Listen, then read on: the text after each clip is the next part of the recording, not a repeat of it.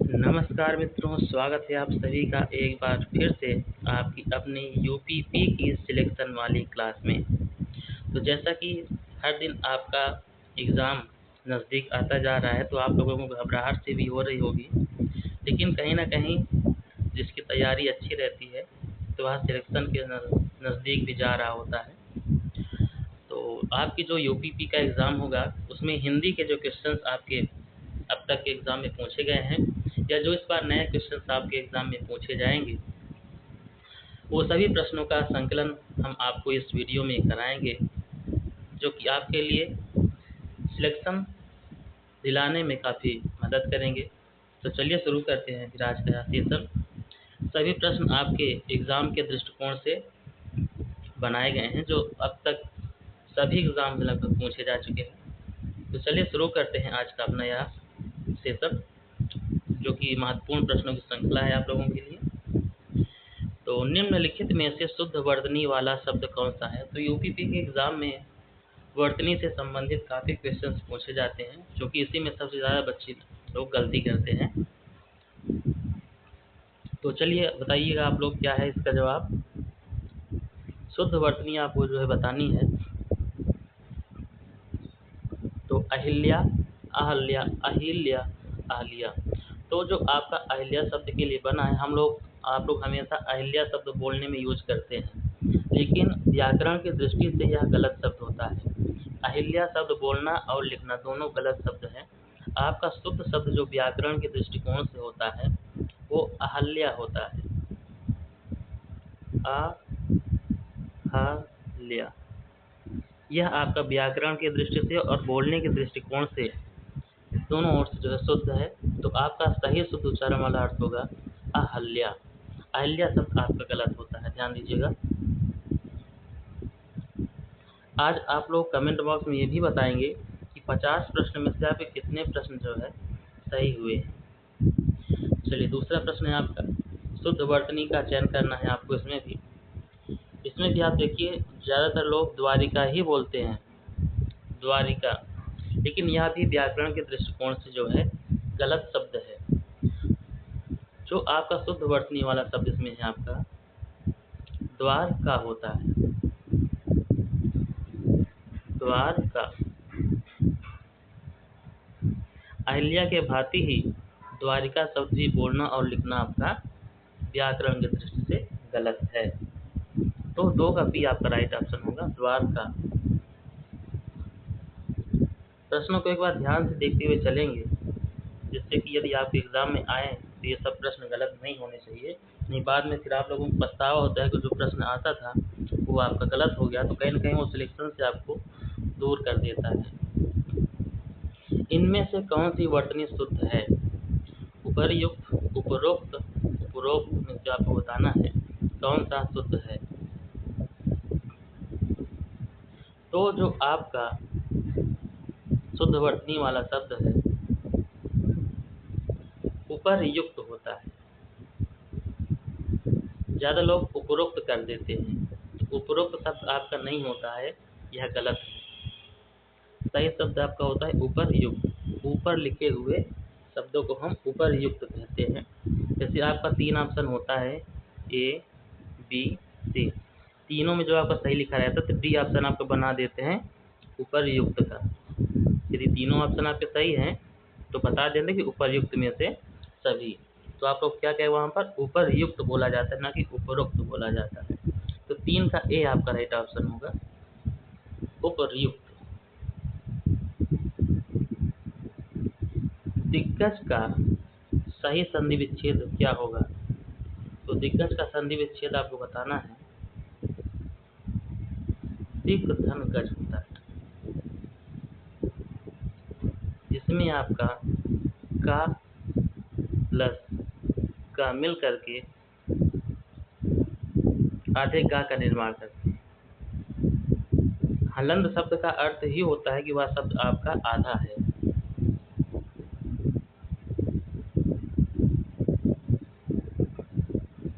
यशोदा शब्द में कौन सी संधि है? यशोदा शब्द में आपको संधि बताना है।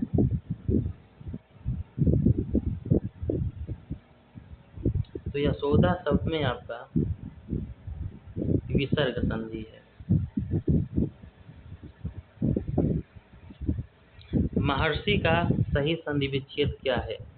तो महर्षि का संधि विच्छेद हम आपको पहले ही बता चुके हैं। तो इसका आंसर आप लोग जो है कमेंट बॉक्स में बताएंगे क्या होगा। महर्षि का संधि विच्छेद आपको बताएंगे, ए होगा कि बी होगा या सी होगा या डी होगा। आप लोग इसको कमेंट बॉक्स में बताएंगे।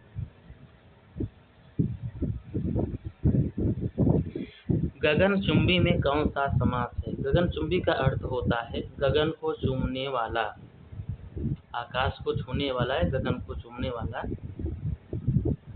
इसमें आपका तत्पुरुष समास।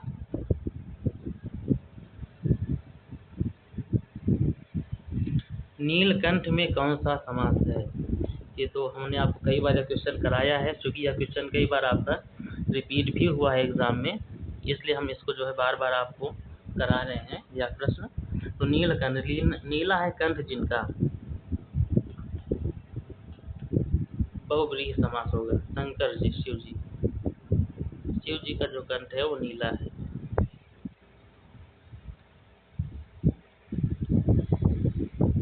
यथासंभव में कौन सा समास है? तो यथासंभव ये भी प्रश्न हम आपको करा चुके हैं।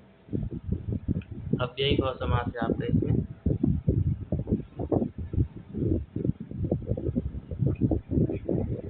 तिमिर का विलोम शब्द क्या है? तो तिमिर का मतलब होता है अंधकार। तिमिर शब्द का अर्थ क्या होता है? अंधकार। तो जब इसका विलोम आप बताएंगे तो क्या होगा?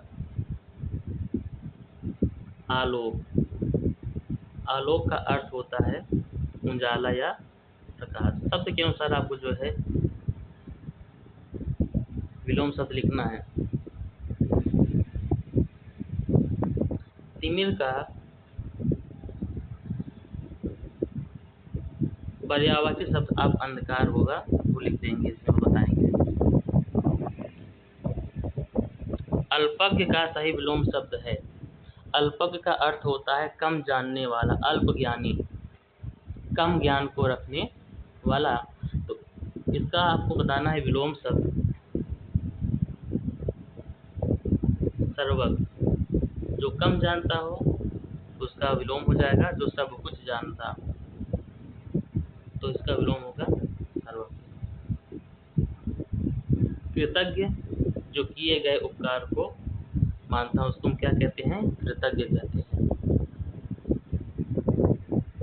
उग्र का विलोम शब्द क्या होगा? उग्र शब्द का अर्थ होता है उकसाना, क्रोध दिलाना, गुस्से में लाना। तो गुस्से को दिलाता है, आप उग्र होते हैं, इसका मतलब इसका विलोम क्या हो जाएगा आपका? सौम्य, साधारण या शांत हो जाएगा।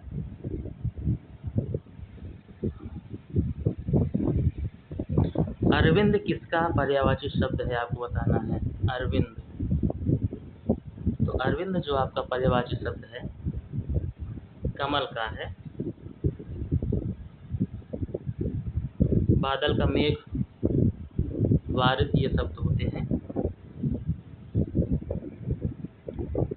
सचिपति किसका पर्यायवाची शब्द है? यह क्वेश्चन आपका नया है और इस बार एग्जाम में आने के चांस बन रहे थे, तो हमने इसको आपके हिंदी की क्लास में जो है इंक्लूड किया हुआ है। तो जो सचिपति है वो इंद्र जी की पत्नी का नाम था सची। सची नाम किसका था? इंद्र जी की पत्नी का नाम सची था, इसलिए इंद्र जी को हम क्या कहते हैं? सचिपति के नाम से जानते हैं। इसलिए इसका आंसर आपका क्या होगा? सी। इंद्र की पत्नी का नाम क्या था? सची, इसलिए इंद्र जी को हम क्या कहते हैं? सचिपति। तो कैसा लग रहा है आप लोगों को क्या हिंदी का सेशन? 50 में कितने क्वेश्चन आपके सही हुए लास्ट में बताइएगा। तरणी का अर्थ क्या है? तो तरणी का अर्थ आपको बताना है सूर्य होता है। तरणी का अर्थ सूर्य होता है। इसी शब्द में यहाँ पे तरणी बनता है तरणी, जिसमें बड़ी ई की मात्रा लगी रहती है तो इसका अर्थ बदल जाता है। इसका अर्थ होता है नाव। क्या होता है? नाव। ये शब्द आप ध्यान दीजिएगा यहाँ पर। इसमें काफ़ी लोग गलती कराते हैं, लेकिन यह स्टेशन एज आप लोग देख रहे हैं तो यह गलती नहीं होनी चाहिए। छोटी ई की मात्रा है तो इसका अर्थ हुआ सूर्य, और बड़ी ई की मात्रा है तो इसका अर्थ क्या हो जाएगा? नाव।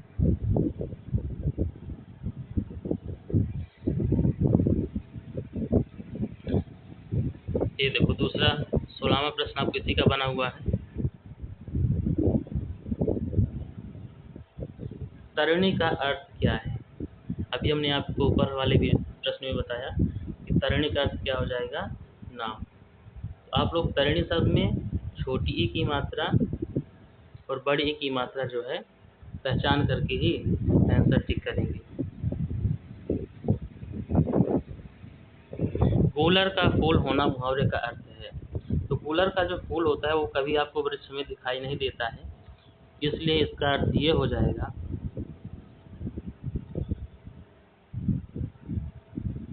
दुर्लभ होना या दिखाई ना देना। जैसे आप लोग इस समय यदि यूपीपी के एग्ज़ाम की तैयारी अच्छे से कर रहे होंगे तो बाहर निकलना काफ़ी कम होता होगा, तो कुछ लोग कह सकते हैं कि इस समय आप लोग कूलर के फूल हो चुके हैं, मतलब दिखाई नहीं दे रहे हैं बाहर। छाती पर मूंग तलना का अर्थ है तो पास रहकर दुख देना। यदि आपके छाती पर कोई मूंग की दाल रख के उसको तलेगा तो क्या कहते हैं उसको? पास रह करके दुख देना। किसी की आप जैसे पड़ोसी होते हैं, जैसे अपने भारत देश का पड़ोसी देश क्या है? पाकिस्तान है। तो वो क्या करता है? हमेशा कुछ ना कुछ आतंकवाद जो है फैलाता रहता है, तो सामने होकर के भी जो है पास रहकर भी क्या करता है भैया? दुख देता रहता है। तो इसलिए क्या होगा वहाँ पर मुहावरा आपका छाती पर मूंग तलना, मतलब पास रह करके भी आपको दुख देता रहता है।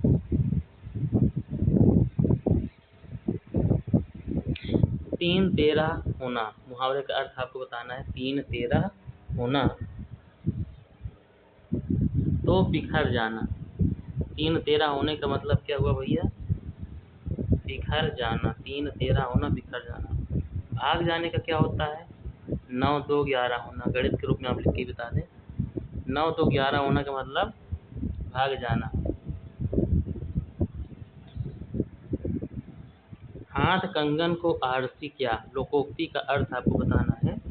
हाथ कंगन को आरसी क्या? तो प्रत्यक्ष को प्रमाण की जरूरत नहीं होती है। इस लोकोक्ति का अर्थ है कि जो प्रत्यक्ष है उसको साबित करने के लिए या सबूत देने के लिए आवश्यकता नहीं होती है। युद्ध करने की इच्छा रखने वाला, तो जो युद्ध करने की इच्छा रखता है उसको हम क्या कहते हैं? युयुत्सु। युद्ध की इच्छा रखने वाला युयुत्सु कहते हैं उसको हम।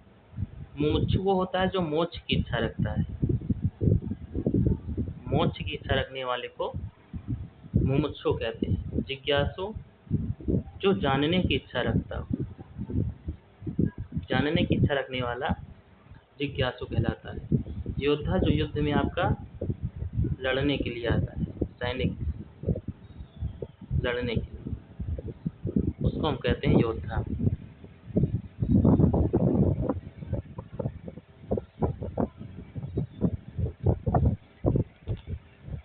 जीने की प्रबल इच्छा के लिए एक शब्द है, तो जो जीने की इच्छा रखते हैं उसको हम कहते हैं भैया जिजीविषा। 4 आनन है जिसके? विष्णु भगवान जी।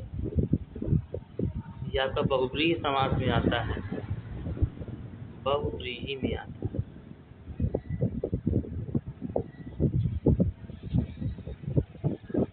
जो बहुत अधिक बोलता हो, तो जो बहुत अधिक बोलता है उसको हम कहते हैं वाचाल। जो कम बोलता है उसको मितभाषी। तो वाचाल का यदि हम विलोम शब्द से बताना चाहें तो क्या हो जाएगा? मितभाषी। और वक्ता और श्रोता का आपस में संबंध होता है। गेहूं का तत्सम, वेरी वेरी इंपॉर्टेंट क्वेश्चन है आप लोगों के लिए। यह क्वेश्चन हर बार लगभग एग्जाम में पूछा जाता है। गेहूं का तत्सम रूप क्या होगा? तो इसको हम कहते हैं गोधूम। क्या कहते हैं? गोधूम कहते हैं। हल्दी का तत्सम रूप क्या है? तो हल्दी का तत्सम रूप, ये भी काफी इंपॉर्टेंट क्वेश्चन है आप लोगों के लिए। इसका तत्सम रूप आपका होता है हरिद्रा। क्या होता है? हरिद्रा होता है।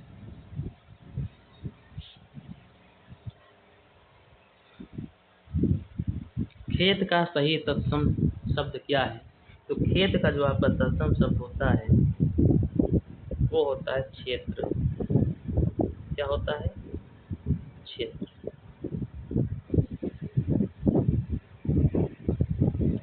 चाकू शब्द का बहुवचन क्या होगा? तो चाकू शब्द का जो बहुवचन होता है आपका, वह चाकू ही होगा। आप लोग ये ध्यान दीजिएगा, जिसके भी अंत में उकारांत,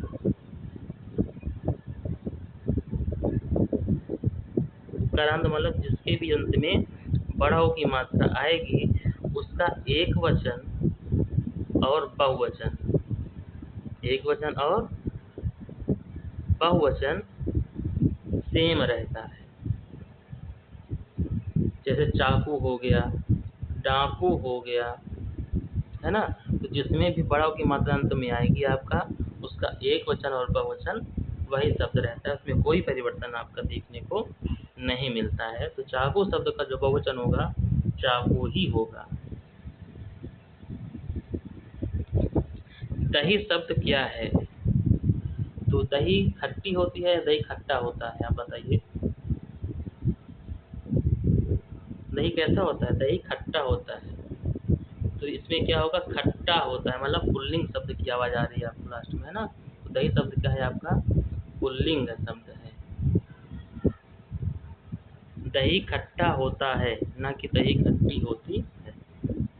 खटाई शब्द पूछता तो एक बार स्त्रीलिंग आपका होता है, क्योंकि खटाई खट्टी होती है ना। हे राम मेरी रक्षा करो, वाक्य में कौन सा कारक है आपको बताना है। तो इसमें आपका संबोधन कारक है। ये जो आपका शब्द चिन्ह होता है जिसमें आदि बोधक है, जहाँ पर आपको देखने को मिले संबोधन कारक होगा। मैं कलम से लिखता हूँ, वाक्य में कलम से कौन सा कारक है? जब किसी के द्वारा आप कोई कार्य करते हैं तो वहाँ पर क्या होता है?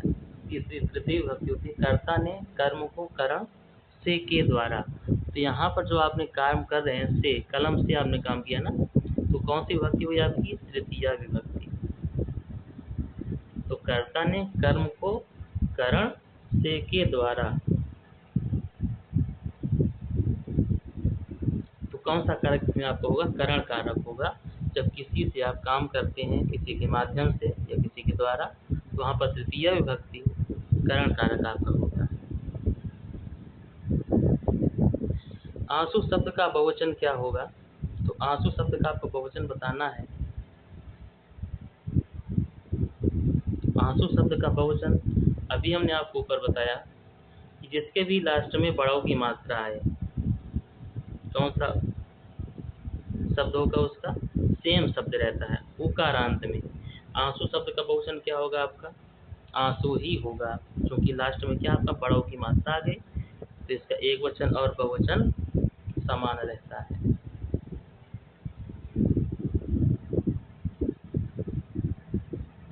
हिंदी में लिंग के कितने प्रकार होते हैं? तो हिंदी में लिंग कितने प्रकार के होते हैं आपके? दो। कौन कौन से? पुल्लिंग और स्त्रीलिंग। एक पुल्लिंग आपका होता है, एक स्त्रीलिंग होता है। नपुंसक लिंग जो शब्द आपका आता है वो संस्कृत में आता है, ना कि हिंदी में आता है। उसको आप हिंदी में नहीं जोड़िएगा, नहीं तो तीन हो जाएंगे तो गलत हो जाएगा। हिंदी में लिंग कितने होंगे? तो आपको दो ही बताना है, पुल्लिंग और स्त्रीलिंग। संस्कृत में पूछेगा तो आप उसमें तीन बताओगे, स्त्रीलिंग, पुल्लिंग, स्त्रीलिंग और नपुंसक लिंग। महात्मा में कौन सा समास है? महान है जो आत्मा, इसमें आपका क्या होगा? कर्मधारय समास।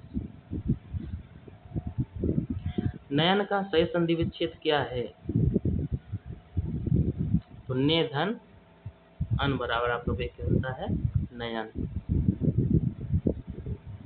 पवन का सही संधि विच्छेद क्या है? क्या होगा आपका? गोधन अन। नाविक का सही संधि विच्छेद है नव धन एक बराबर नाविक। औ प्लस ई मिलके आपको क्या बना देता है?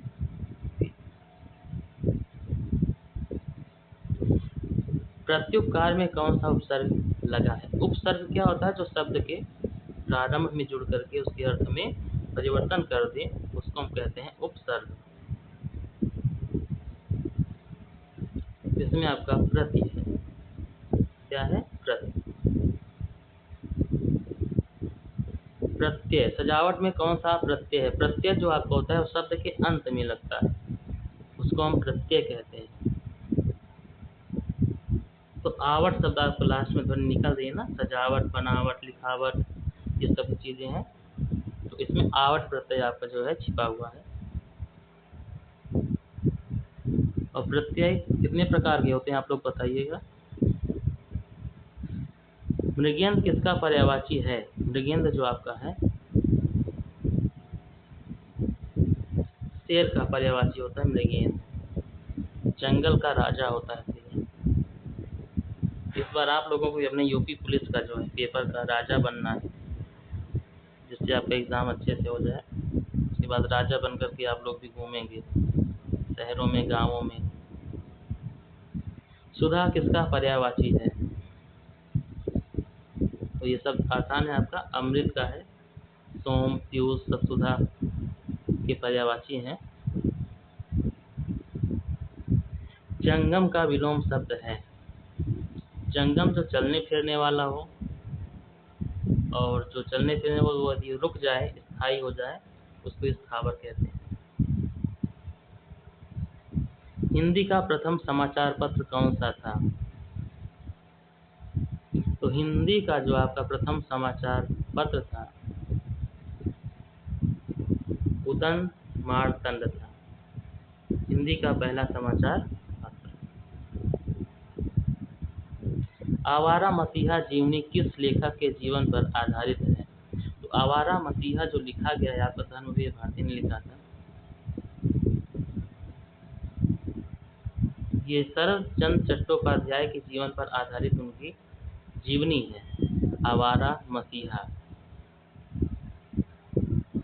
कामायनी महाकाव्य के रचयिता?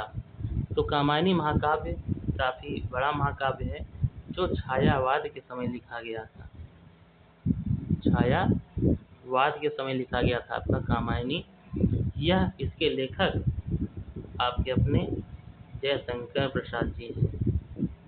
महादेवी वर्मा जी को हम आधुनिक युग की मीरा के नाम से जानते हैं, तो वहीं सुमित्रा नंदन पंत जी को प्रकृति का सुकुमार कवि कहते हैं।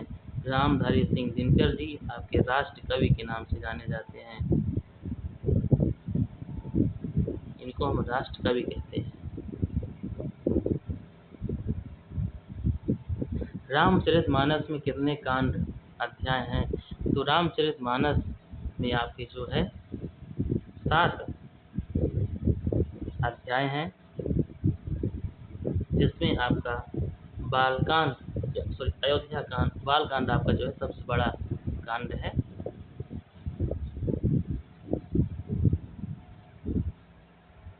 अंधेर नगरी नाटक के लेखक कौन है आपको बताना है। तो अंधेर नगरी, अद्भुत राजा, टके सिर भाजी टके सिर खाजा, आप लोगों ने इस कहानी को पढ़ा होगा और आनंद भी काफी लिया होगा। कक्षा 5 में शायद यह कविता या कहानी है, जहाँ जिस गांव में वो जो पंडित जी जाते हैं वहाँ सब चीज़ 1 रुपये किलो का ही मिलता है, चाहे जो भी आप सामान खरीदें ₹1 1 टके का मिलता था। जैसे आपका एग्ज़ाम जो होगा यूपीपी का, उसमें सभी प्रश्न कितने होंगे, 1 नंबर के होंगे, चाहे वो आपका प्रश्न कठिन हो चाहे आसान हो। तो अंधेर नगरी नाटक के लेखक कौन है? भारतेंदु हरिश्चंद्र जी।